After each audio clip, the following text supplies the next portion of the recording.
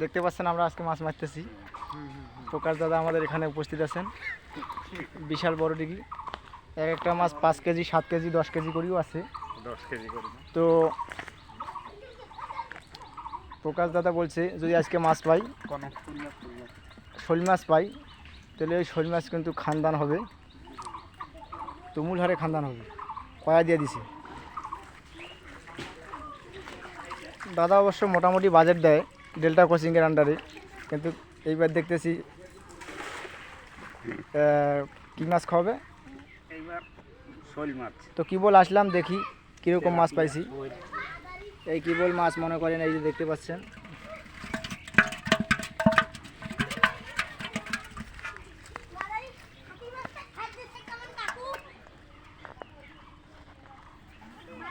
পরিমল বাবু আমি আসছি এই পুকুরে মাছ মারার জন্য।